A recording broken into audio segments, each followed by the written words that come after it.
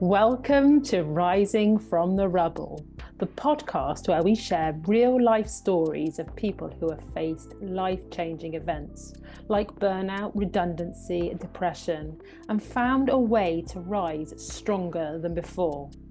I'm your host, Maria Newman, and as a coach, I help individuals navigate life's toughest transitions.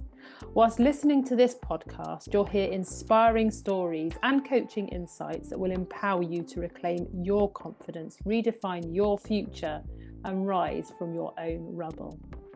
It's now time to sit back, relax, and enjoy listening to our episode.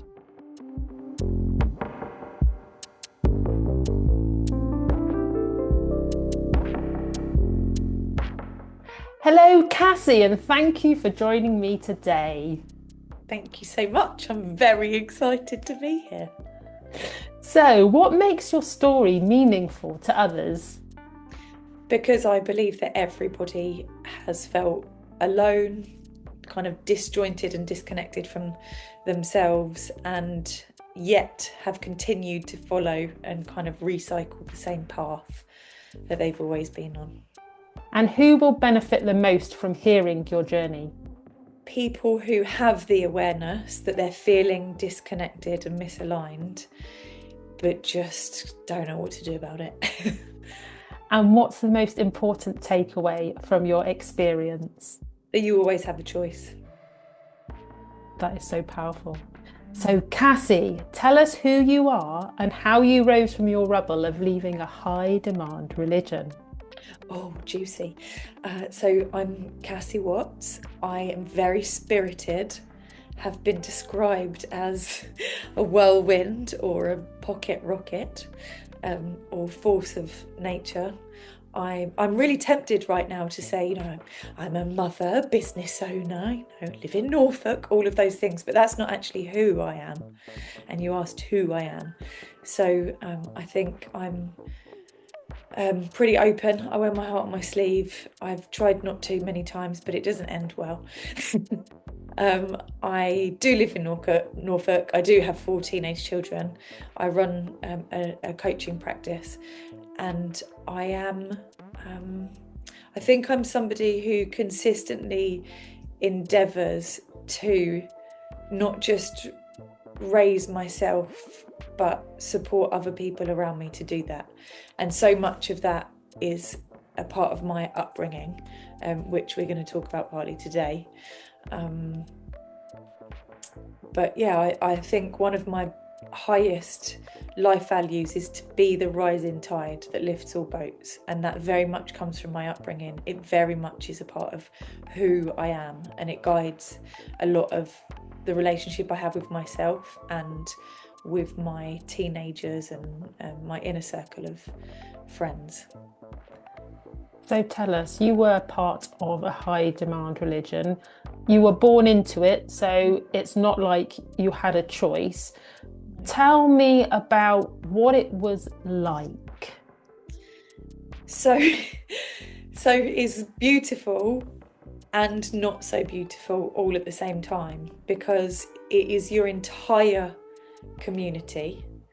It's the way you think, it's what you eat, it's what you drink, it's what you wear, it's what music you listen to, what entertainment you enjoy. It's all encompassing. And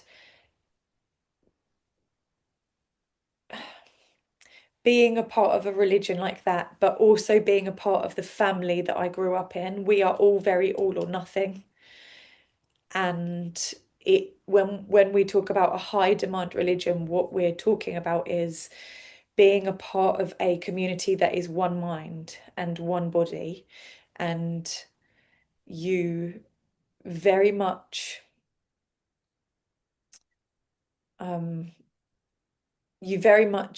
move together in this one way of thinking. And if you come outside of that one way of thinking, then you're not shunned, but there is this kind of performative way that you end up being. You have this way of being that is performative, and there is this outer judgment on you, and you're not shunned, but you are I won't say looked down on, but you are looked differently on. And a high demand religion means that there is something required of you. And quite often you're encouraged. In fact, there is actually a quote from one of the leadership roles that says, doubt your doubts before you doubt your faith. And so you're inherently taught to put aside that intuition, put aside your ponderings and your wonderings and your curiosity, and just follow. And when you don't do that, gosh, that is a cost. And so the demand for you almost is to outwardly perform, outwardly follow the teachings, and be seen to be doing all of the right things. And obviously, they don't promote doing it outwardly and ignoring your sense of self, although that quote actually directly does. I remember hearing that for the first time in a conference and thinking, what? And they would actively and very loudly say, no, that isn't what they promote. But ultimately, as a side effect of being in a high demand religion, that is what you get. A lot of outwardly performing people, when actually inward, it can be very confusing and suffocating. So in one way, you have this incredible support system. If you're going through anything in life, you have meals planned, you have babysitting, you have, helping in house moves.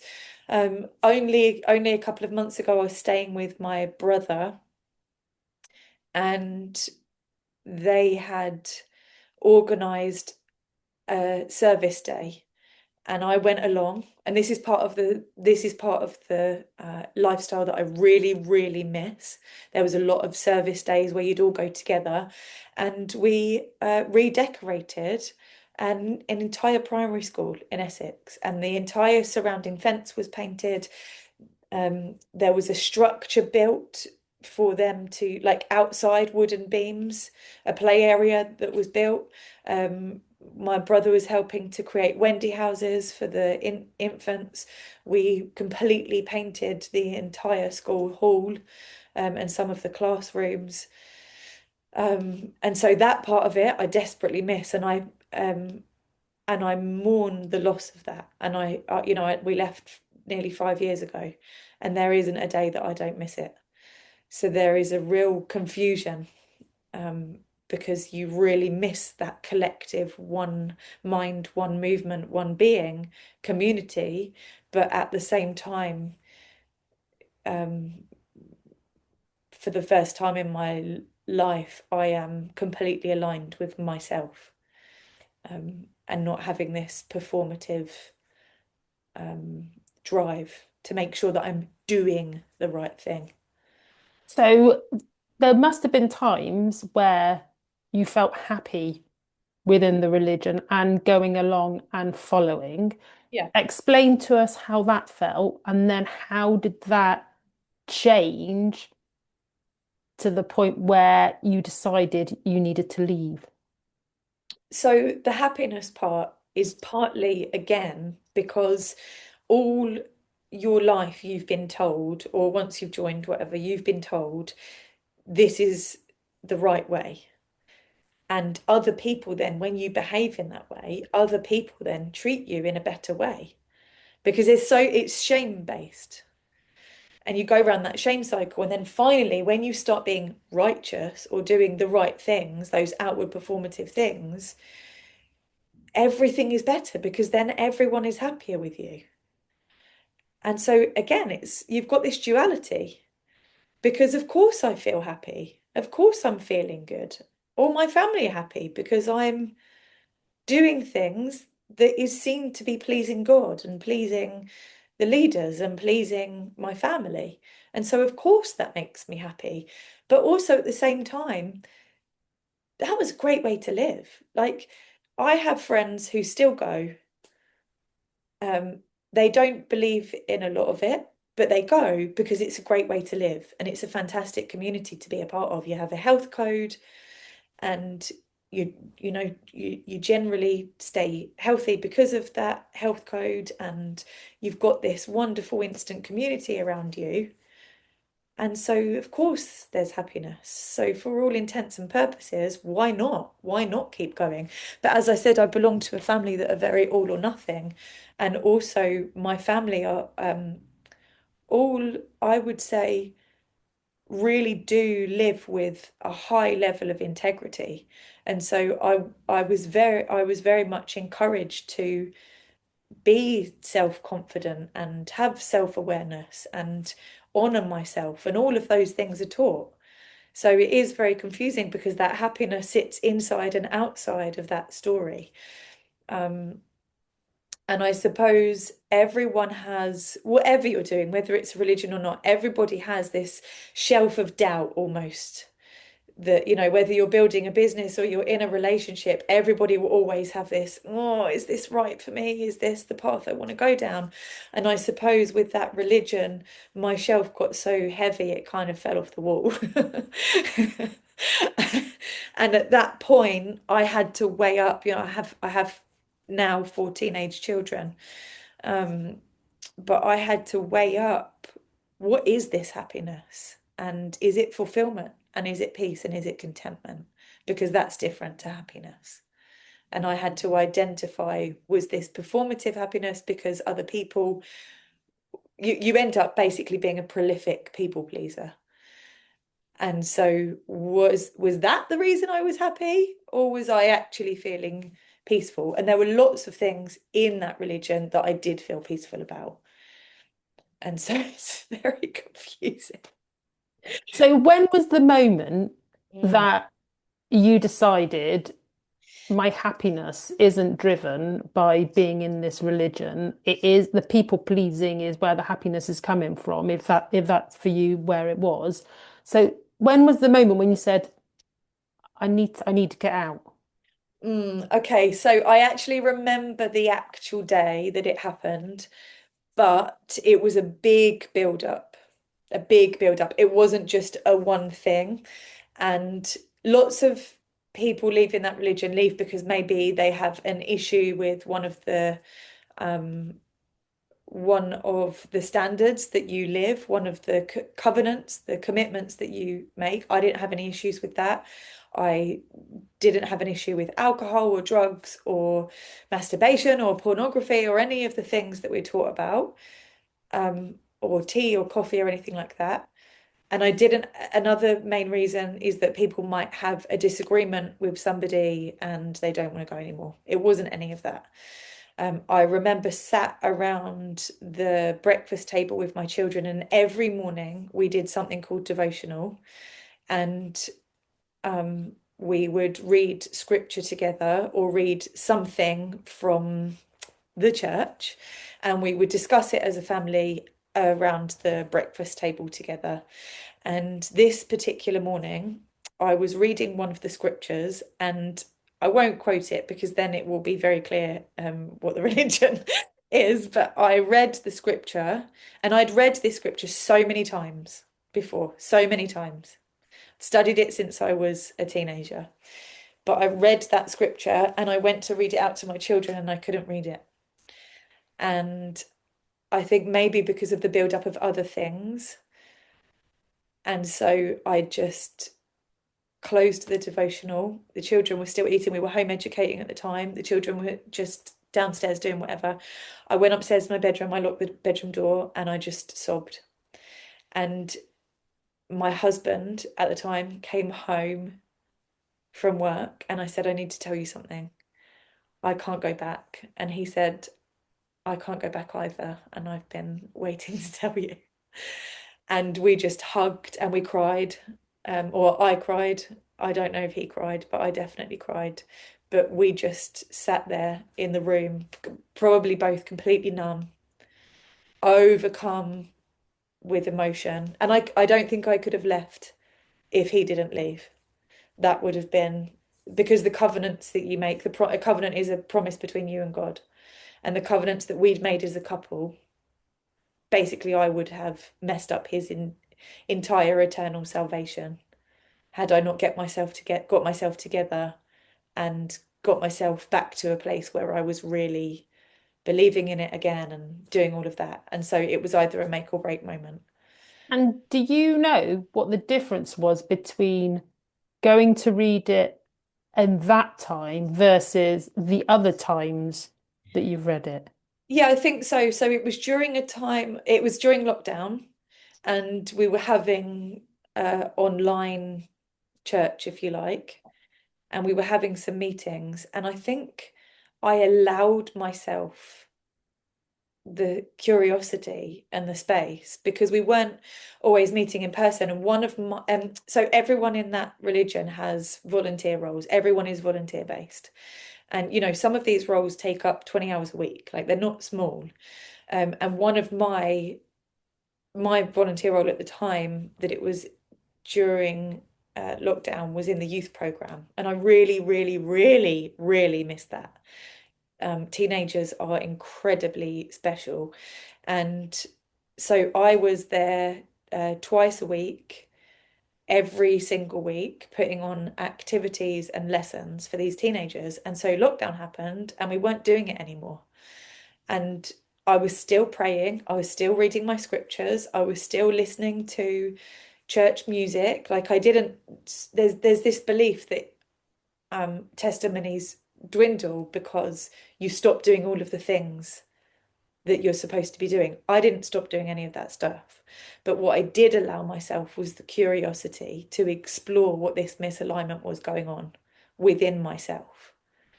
And I think that was the difference because we were having this online church, and some things were said and some doctrine was discussed, and I could feel in my body instinct was saying this doesn't feel good.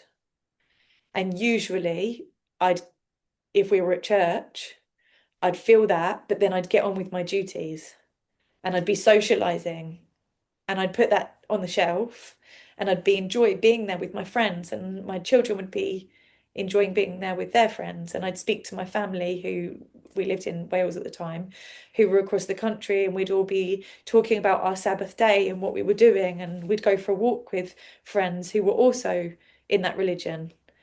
And so the space wasn't there. Do you think then, because COVID gave you the physical space and meant that you could actually spare the time to Yeah. think, get curious, see what this was, rather than being distracted by the fact that you're with people, Yeah. then allowed you to become an individual Yeah. rather than just merge into the community? Yeah, absolutely. And it also allowed me time to study more, like study the doctrine more. And the more I actually studied it, and I suppose for my husband too, he like really deep dived. I didn't, I just couldn't feel peaceful about it anymore. And the only way I can describe it is that we know the sky is blue, we know that trees are green, grass is green. And one day it was like I look up at the sky, and I've always known that the sky is blue because the sky is blue, right? But then I start seeing orange, like this bright orange sky, and I totally freaked out. I was like, why? Everyone says the sky is blue. Everyone. Why is the sky orange? And I did. I went into shock. I've had therapy for it now, but everything you think you know, you don't know. And the phrase having the rug pulled from underneath you doesn't even quite match what that is like. Like everything you think you know about yourself, about your life, you don't.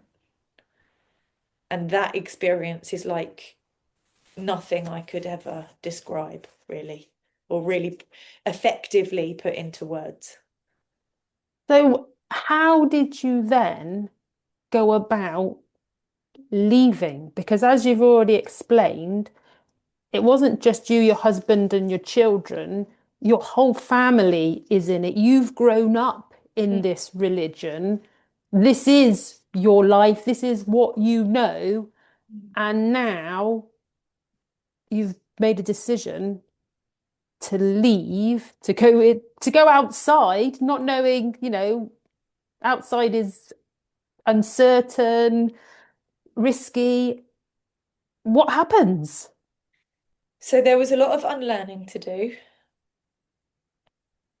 I found that part really hard because I was indoctrinated, and through therapy, I mean, that that was quite the experience because I'm a very stubborn person. I know my own mind, but I fought back with the therapist. I was trying to prove that that religion was in fact right, and she was like, "Whoa, whoa, you've come to me because you've left." But again, it was during lockdown, which was super helpful.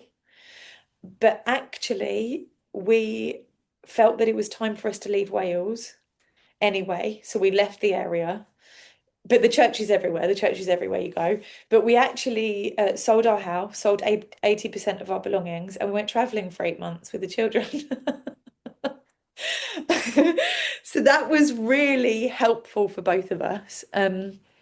In that religion, you have as I said earlier, you have a health code and you don't drink alcohol. So while we were away, we went to Costa Rica for a couple of months and then Mexico. And while we were away, my we put the children to bed in while we were in Mexico, and my husband went to the corner shop and he came back with this black bottle, and uh he came back with this black bottle in a blue bag, and we made sure all of the children were asleep. And we tried this alcohol for the first time, and it was so we were just giggling because it was like the other way round. Like we were scared of being caught by our kids because it was so new for them. And it was so hard. It was so confusing for them. And so we were kind of hiding out in the living room and we drank this like thick liquid stuff. It was my first taste of alcohol. I mean, I drank cider when I was 13 behind, the co-op. But that was about it. But the first time I drank alcohol as an adult, I was 34. Um, and yeah, it was quite the experience. But we'd already messaged our family. Most of his family don't go anymore, but we'd messaged my family, and obviously they were devastated. They were completely and really sad. Um, and I don't think they ever will not be sad. But we have, well, most of my family and I have an agreement that I don't try and convince them to leave, and they wouldn't convince me to stay. But my family are incredible. Um, they're really wonderful people. Um, and obviously I feel sad that they're in. They feel sad that I'm out.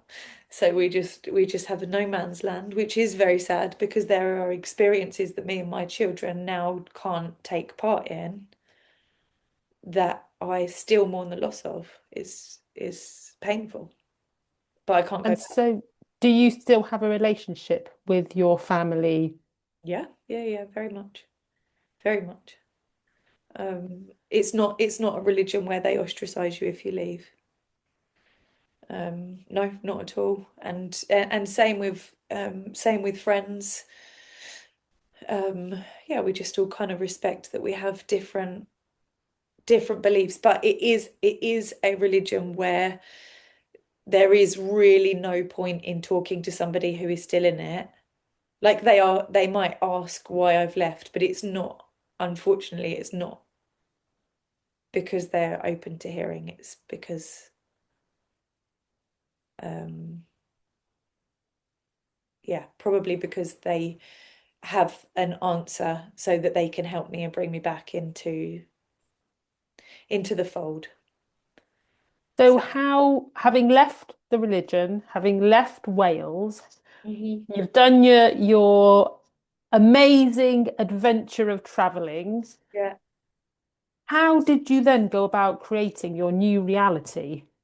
Oh, well, that's been quite the journey. So we relocated across the country for a particular school. I'd home educated and flexi schooled. I wanted to start a business, and I didn't want to home educate and run a business. They are plates I didn't want to spin. And so we moved across the country to Norfolk, where we are now. And then my marriage fell apart. And I did not see that coming. So, as well as navigating moving across the country, and not, as I said before, the religion I grew up in is everywhere. And so we could have had I taken the kids back to church, I would have had an instant community, an instant family. And we didn't have that. And then my husband did, the marriage broke down. Uh, and so it's been really new and rocky.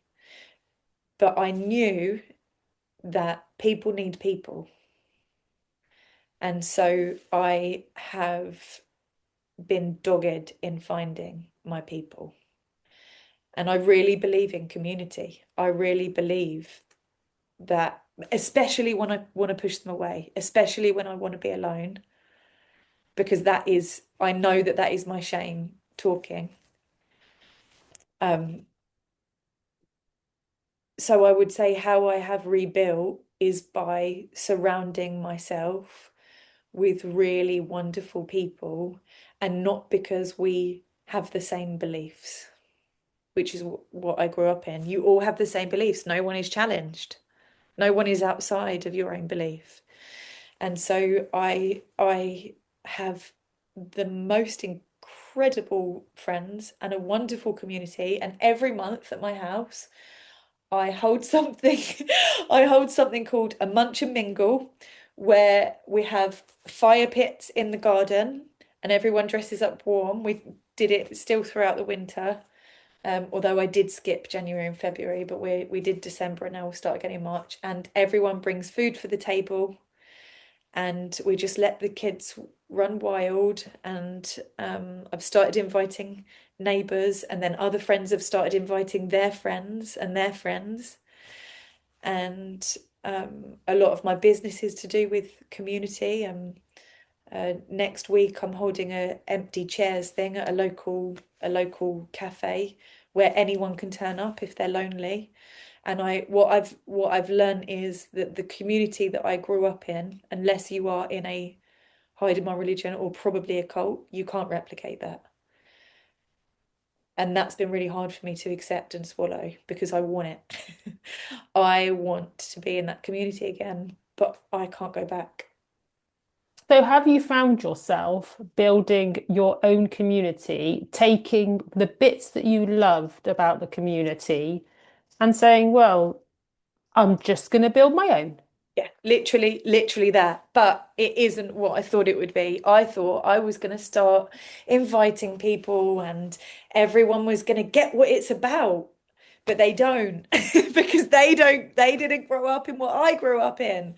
So that's been really difficult for me, because I just thought that I was just going to magically be able to replicate that, just without the religious bit. And it hasn't been like that. And that's been really, really tough. But I have learned that everybody needs people, even the people who like their own company.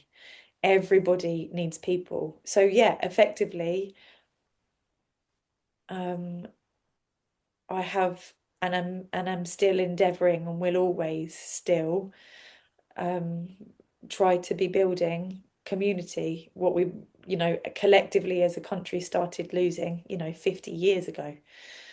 But I know I'm not the only one. There's like this empty chairs thing that I'm doing. I didn't start that. I'm just hosting one for a chap that did start it because his friend took his own life.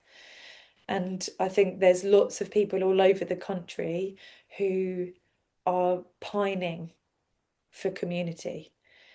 And so, yeah, a lot of therapy, a lot of therapy, a lot of compassion and being patient with myself, and a lot of good people, and a lot of good food. Oh, yes. Food is my love language. So, Me there you too. go. Me too. So, what one thing do you wish you'd known before you decided to leave? Um, that everything will always be okay as long as I'm okay. And that the most important, well, probably the most two important things. Number one is that I always have a choice. And if that choice doesn't lead me to my own peace and my own fulfillment, then it's not worth it. And that, I think, as I said at the beginning when you mentioned it, to know, to really know you always have a choice is so powerful. And I think so many people don't realize that No. because you hear people say, well, I have no choice. We always have choice. Yeah. You just need to be aware of the consequences Yeah. of where the choice will take you.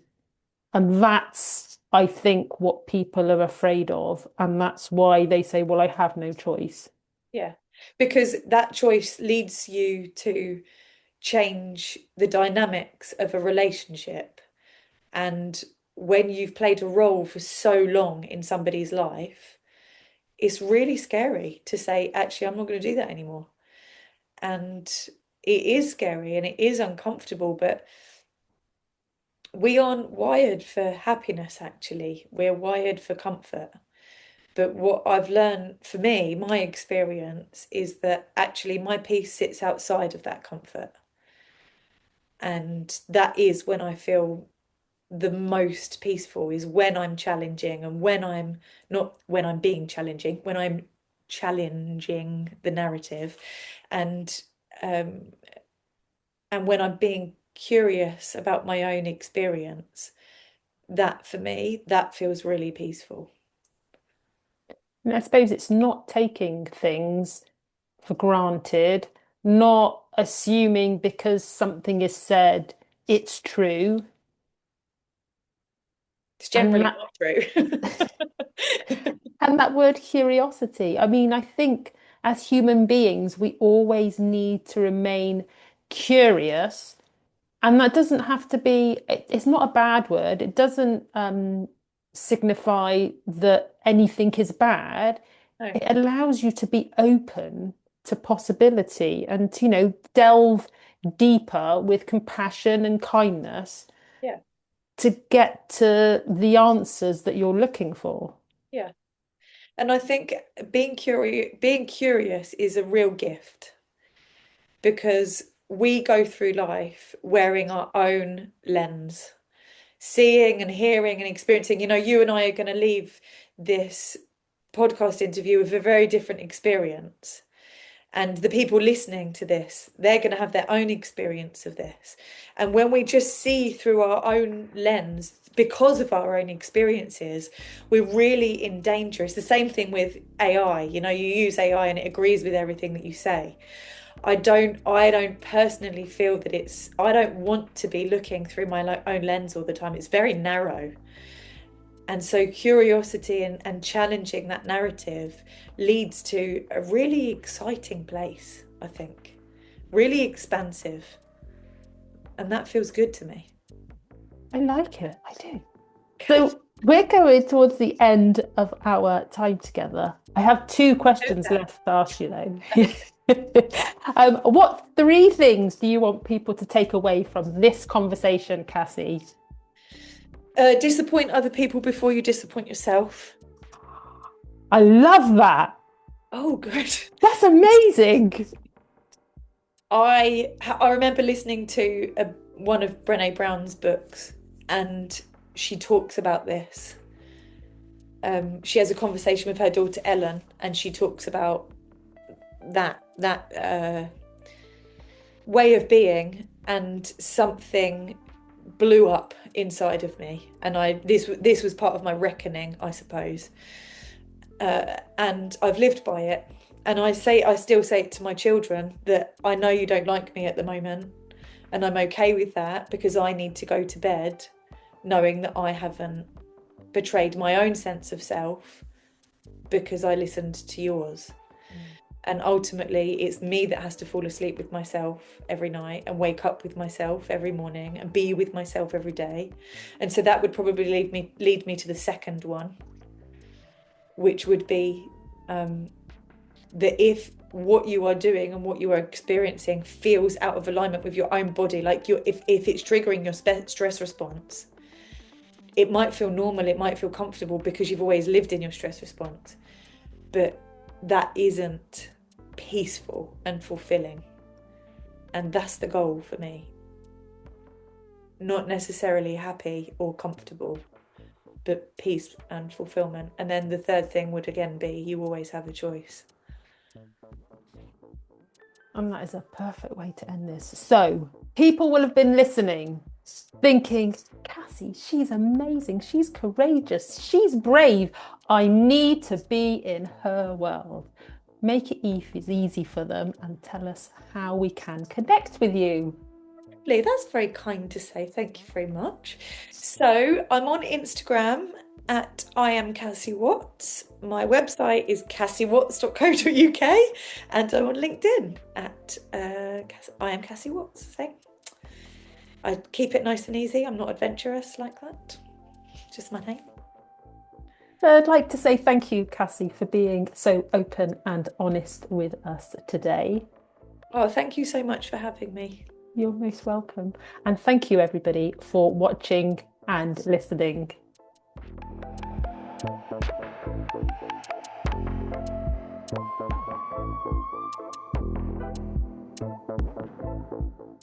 Thank you for listening to Rising from the Rubble. If you enjoyed today's episode, be sure to subscribe, leave a review, and share it with someone who needs to hear this. Also, remember to download your free life assessment. Just click the link in the description to get started. Take care, and remember, every setback is an opportunity for growth. I'll see you next time.